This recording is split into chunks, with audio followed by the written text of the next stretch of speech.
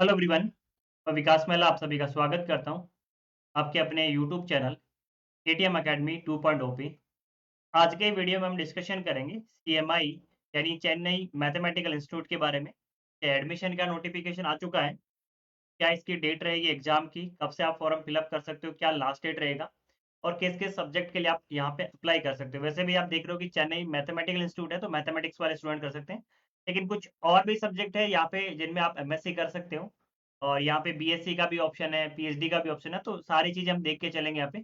अगर आप इस यूट्यूब चैनल पे नए हैं तो यूट्यूब चैनल को जरूर सब्सक्राइब कीजिएगा। अगर ये वीडियो आपको अच्छे लगे तो इनको लाइक करें, अपने फ्रेंड्स के साथ शेयर जरूर करें और ये वीडियो एंडिंग तक जरूर देखना। अगर आप सीएमआई के लिए सोच रहे हो तो आपको हर एक चीज क्लियर हो जाएगी यहाँ से। इसका सिलेबस क्या है मैथमेटिक्स वालों के लिए, पेपर कैसा होता है, वो सारी चीजें हम डिस्कस करेंगे इस वीडियो में। तो चले, सबसे पहले आपको गूगल पे जाना होगा, वहां से आपको डालना होगा सीएमआई, चेन्नई मैथमेटिकल इंस्टीट्यूट। से ऊपर जो साइट दिख रही है आपको चेन्नई मैथमेटिकल इंस्टीट्यूट, इसी का साइट है, यानी सीएमआई का ही साइट। आप इसको ओपन कर सकते हो यहाँ से। जैसे इस पे क्लिक करोगे तो उसका जो मेन स्क्रीन है वो इस टाइप से ओपन हो जाएगा, जो इसकी सीएमआई की मेन साइट है उसका। अब यहाँ पे आप देख सकते हो, जैसे इसका लेफ्ट साइड है, इसमें आपको यहाँ दिख रहा है होम, फिर इसके बाद अबाउट पीपल, फिर टीचिंग, फिर एडमिशंस वाला दिख रहा है। जैसे आप एडमिशंस पे क्लिक करोगे तो एडमिशंस की जो डिटेल है वो यहाँ पे आपको दिख जाएगी। तो सीएमआई का जो सेशन है, यानी 2023-24 वाला एकेडमिक सेशन है, उसके लिए एडमिशन फॉर्म फिलअप होना स्टार्ट हो गए हैं। तो इसका जो एग्जाम होगा, एंट्रेंस एग्जाम होगा, वो 7 मई को होगा और जो इसका टाइमिंग है वो 2 पीएम है। अब यहाँ से कब से आपके फॉर्म फिलअप होगा, तो सबसे पहले यहाँ से अगर आप दिख रहा है तो यहाँ से एप्लीकेशन फॉर्म आपको दिख रहा है, 1 मार्च का आपको दिख रहा है। तो आप 1 मार्च से इसके एप्लीकेशन फॉर्म फिलअप कर सकते हो, 1 मार्च से इसके फॉर्म फिलअप स्टार्ट हो जाएंगे। इसकी जो लास्ट डेट रहेगी फॉर्म फिलअप की, वो आपके पास रहेगी 9 अप्रैल, संडे है इस दिन, ठीक है। 9 अप्रैल लास्ट डेट रहेगा। कोशिश करना जैसे ही फॉर्म आपके स्टार्ट हो जाए तभी आप फिलअप कर दो, अगर आप सीएमआई के लिए सोच रहे हैं कि सीएमआई में मुझे एडमिशन लेना है। उसके बाद जो एडमिट कार्ड इसके अवेलेबल होंगे वो 30 अप्रैल को हो जाएगा, अगेन संडे उसी दिन। और इसका जो एग्जाम होगा वो हम डिस्कस कर चुके हैं, 7 मई को होगा, संडे है। इसका रिजल्ट कब आएगा? रिजल्ट आपका जैसे एग्जाम हो जाए उसके विद इन 1 मंथ के अंदर इसका रिजल्ट आ जाएगा। ये अप्रोक्सीमेट लिखा है कि 1 मंथ के अंदर-अंदर इसका रिजल्ट आ जाएगा। एकेडमिक जो सेशन है इसका स्टार्ट होगा 2023-24 को 7 अगस्त से स्टार्ट होगा। तो ये तो इसकी बेसिक डिटेल थी, यानी कब से फॉर्म फिलअप स्टार्ट होंगे, कब एग्जाम होगा, एडमिट कार्ड कब अवेलेबल होगा, रिजल्ट कब आएगा और एकेडमिक सेशन कब स्टार्ट होगा, ये यहाँ पे अवेलेबल, ठीक है। अब जैसे मैं नीचे स्क्रॉल करूँ तो यहाँ से आप देख सकते हो कि कौन-कौन से कोर्स आप जॉइन कर सकते हो। अगर आप 12th पास आउट हो तो आप बीएससी कर सकते हो। फिर BSc mathematics and computer science में कर सकते हो, 3 ईयर का प्रोग्राम है। और बीएससी तुम कर सकते हो मैथ एंड फिजिक्स में कर सकते हो, वो भी आपका 3 ईयर का प्रोग्राम। इसके अलावा आप एमएससी कर सकते हो, एमएससी इन मैथमेटिक्स कर सकते हो, एमएससी इन कंप्यूटर साइंस कर सकते हो और एमएससी इन डाटा साइंस कर सकते हो। बाकी आपके पास पीएचडी के 3 ऑप्शन है, मैथमेटिक्स में है, कंप्यूटर साइंस में और फिजिक्स में। इनमें भी कर सकते हो अगर आपका एमएससी कंप्लीट है तो। अब देखो यहाँ से इसमें सबसे ज़्यादा जो मोस्ट डिमांडेड ब्रांच है वो डाटा साइंस है। डाटा साइंस वाले बच्चों का लगभग का प्लेसमेंट हो जाता है। इसमें ऑलमोस्ट सभी का प्लेसमेंट हो जाता है, लेकिन डाटा साइंस वालों का अच्छा प्लेसमेंट होता है यहाँ पे। अब नीचे की तरफ स्क्रॉल करूँ तो इसका एलिजिबिलिटी क्राइटेरिया क्या है वो हम देख लें यहाँ पे। तो अगर आप बीएससी करना चाह रहे हो मैथमेटिक्स एंड कंप्यूटर साइंस में तो आपके पास 12th होना चाहिए, उसके इक्विवेलेंट। सेम आपका बीएससी मैथमेटिक्स एंड फिजिक्स के लिए आपका क्वालिफिकेशन है 12th या उसके इक्विवेलेंट। अगर मैं बात करूँ एमएससी इन मैथमेटिक्स के लिए, तो उसका अंडर ग्रेजुएट डिग्री होनी चाहिए जिसमें आपके पास बीए हो सकता है, बीएससी हो सकती है, बीई हो सकती है या बीटेक हो सकता है with a strong background in mathematics. तो आपका ऑब्वियसली अगर मैथ होगा तभी तो मैथमेटिक्स बैकग्राउंड अच्छा होगा, तो आप मैथ बैकग्राउंड से होने चाहिए।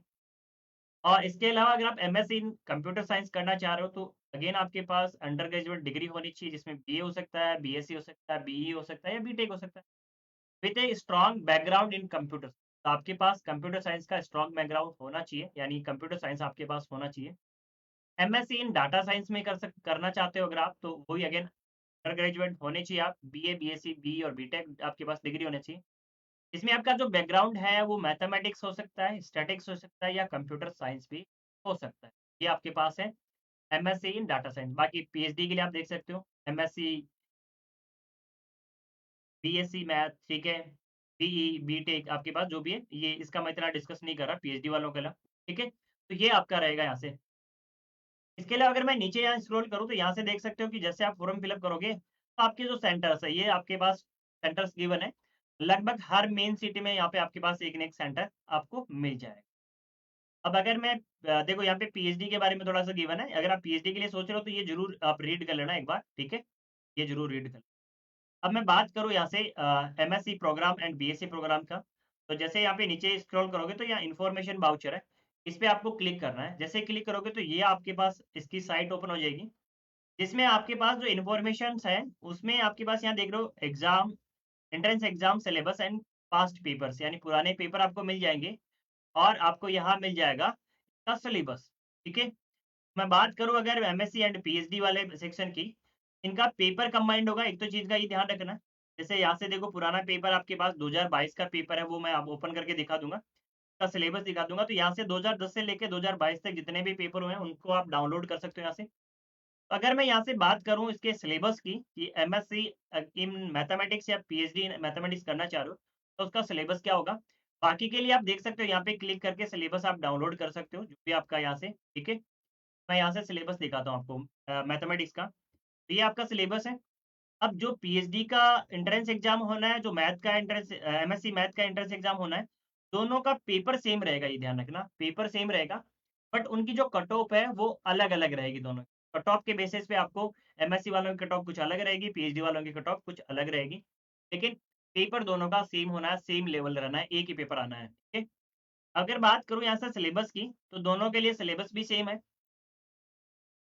अलजेब्रा आपके पास है, जिस अलजेब्रा में आपके पास यहाँ मिलेगा ग्रुप थ्योरी वाला सेक्शन और इसके अलावा रिंग थ्योरी सेक्शन। इसके बाद अगर मैं बात करूँ, इसी अलजेब्रा के अंदर आपको मिल जाएगा लीनियर अलजेब्रा, जिसमें मैट्रिक्स हो गया, वेक्टर स्पेस हो गया, लीनियर ट्रांसफॉर्मेशन हो गया, ये सारी चीज़ें आपको मिल जाएगी। साथ में इन्हें रेफरेंस भी गिवन है, यानी कौन सी बुक्स आप फॉलो कर सकते हो इसकी प्रिपरेशन के लिए, वो भी यहाँ पे गिवन है। तो ये बुक्स अगर आपके पास है तो इनको फॉलो करके आप प्रिपेयर कर सकते हो अलजेब्रा वाला सेक्शन। अगर मैं बात करूँ कॉम्प्लेक्स एनालिसिस की, तो ये कॉम्प्लेक्स एनालिसिस सिलेबस है। इसमें आपके पास होमोमॉर्फिक फंक्शन है, कॉची-रीमान इक्वेशन है, इंटीग्रेशन है, एनालिटिक फंक्शंस के ज़ीरोज़ है, उनके बारे में मैक्सिमा मॉडुलस थ्योरम है, ओपन मैपिंग थ्योरम है। तो ये आपके पास जो है कॉम्प्लेक्स का सिलेबस है, इसके लिए बुक्स गिवन है।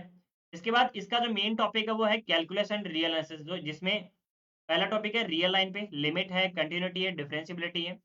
फिर इसके बाद मल्टी वेरिएबल है, जिसमें आपके पास लिमिट अगेन, कंटीन्यूटी है, पार्शियल डेरिवेटिव है, टैन रूल है, डायरेक्शनल डेरिवेटिव्स है।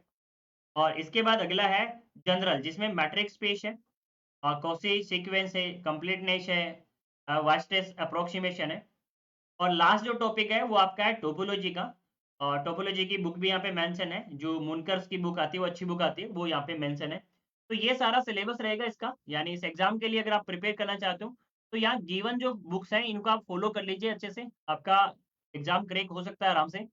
अब इसका थोड़ा सा पेपर का पैटर्न देखते हैं कि पेपर का पैटर्न कैसे होता है। तो ये आपके पास पेपर है 2022 का, जिसमें यहाँ पे देख सकते हो एमएससी पीएचडी एंट्रेंस एग्जाम, यानी दोनों का कंबाइंड एक ही पेपर है। इसमें 2 सेक्शन होते हैं, सेक्शन ए और सेक्शन बी। तो यहाँ से नीचे स्क्रॉल करूँ, देखो सेक्शन ए आपको दिख रहा है, इसके बाद सेक्शन बी आपके पास यहाँ दिख रहा है। ए सेक्शन और बी सेक्शन में डिफरेंस क्या होता है, कैसे इसकी मार्किंग होती है, वो देखते हैं यहाँ पे।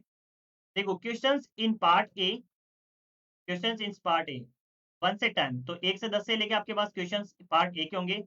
Will be used for screening, यानी ये स्क्रीनिंग के लिए होगा, ये कट ऑफ के लिए यूज किए जाएंगे। There will be cut off part A, ठीक है?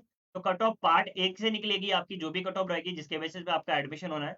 इसका आपके पास यहाँ पे ध्यान रखना, which will not be more than 20 marks, 20 marks से ज़्यादा नहीं होगी इसकी कट ऑफ, ये ध्यान रखना। 40 मार्क्स का ए सेक्शन है, जिसमें से 20 मार्क्स से ज़्यादा आपका कट ऑफ नहीं रहेगा। अब आपके पास 20 मार्क्स मिनिमम लाने ज़रूरी है। हर एक क्वेश्चन आपके पास 4 मार्क्स का है, टोटल आपके पास 10 क्वेश्चन है तो 40 हो गए। अब आपको यहाँ से क्या करना है, 20 लाने ही लाने हैं, यानी आपके पास 5 क्वेश्चंस राइट होने चाहिए 20 में 10 क्वेश्चंस में से, ये कंडीशन है। अगर आपके पास इसमें ऐसा है कि आपके पास एक ऑप्शन करेक्ट हो सकता है, एक से ज़्यादा ऑप्शन भी करेक्ट हो सकते हैं। तो आपको मार्क्स तभी मिलेंगे जब आप हर एक जो ऑप्शन है उसको टिक करोगे। यानी जैसे एक अगर राइट है तो एक पे टिक करो, अगर एक से ज़्यादा राइट है तो सब पे टिक करो, जितने भी राइट है उन सब पे टिक करोगे तभी आपको पूरे मार्क्स मिलेंगे। अब बी जो सेक्शन है उसमें क्वेश्चन नंबर 11 से 20 के बीच में, और बी सेक्शन आपका तभी चेक होगा जब आप क्या होगे, ए सेक्शन में एटलीस्ट 20 मार्क्स लाओगे, यानी जो मिनिमम कट ऑफ है वो आप लेके आओगे, तभी आपका बी सेक्शन देखा जाएगा, ठीक है? अब बी सेक्शन में आपके पास यहाँ से देखो ये गिवन है के बारे में कि आप इसमें 90 मिनट दीजिए कम से कम, ताकि आपका ये अच्छा जाए पेपर, ठीक है? और इसका जो टाइमिंग है वो आपके पास है 3 घंटे का टाइमिंग है। यहाँ से मैं थोड़े-से क्वेश्चन्स भी आपको दिखा देता हूँ। तो ये आपके पास इस टाइप के क्वेश्चन्स आ रखे हैं कुछ, देखो पहले वाला आपका ग्रुप थ्योरी का है, फिर इसके बाद फंक्शंस का है, ठीक है? के बाउंडेड के बारे में बात कर रहा है, के लिमिट की बात कर रहा है, ठीक है? फिर ऐसे-ऐसे आपके क्वेश्चन्स हैं। पुराने पेपर्स यहाँ सारे मिल जाएँगे। ये तो था आप सिलेबस का डिटेल और उसके क्वेश्चन्स पेपर के बारे में। अब यहाँ से हम देख लेते हैं कि इसमें आपका जो फ़ी है, एक्चुअली इसमें रहता है कि आपकी फ़ी कितनी लगती है, उसके बारे में थोड़ा-सा देख लेते हैं।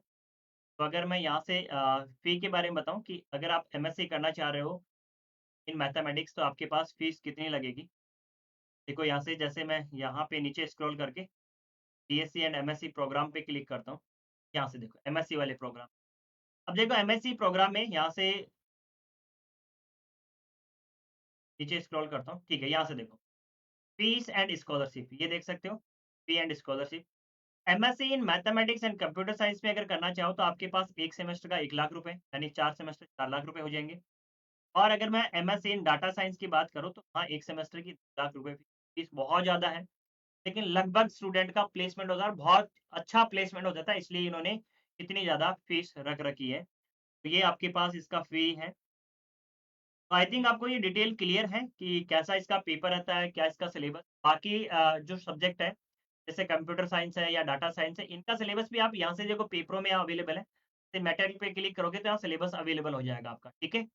नीचे जैसे पेपर के नीचे ये लिखा है more details and reading material, तो इस पे आप जैसे क्लिक करोगे तो आपके पास सिलेबस ओपन हो जाएगा। आपका सिलेबस यहाँ से देख सकते हो। तो आई थिंक आपको यहाँ से हर एक चीज़ क्लियर है। अगर नहीं भी क्लियर है तो आप इस वीडियो के कमेंट सेक्शन में कमेंट कर सकते हो, ताकि हम आपका रिप्लाई करें और कोई भी आपकी क्वेरी हो सोल्व हो यहाँ से। और अगर इस यूट्यूब चैनल पे नए हैं तो यूट्यूब चैनल को ज़रूर सब्सक्राइब कीजिएगा। अगर वीडियो आपको अच्छे लगे तो इनको लाइक करें, अपने फ्रेंड्स के साथ शेयर करें। तब तक के लिए bye bye, each and every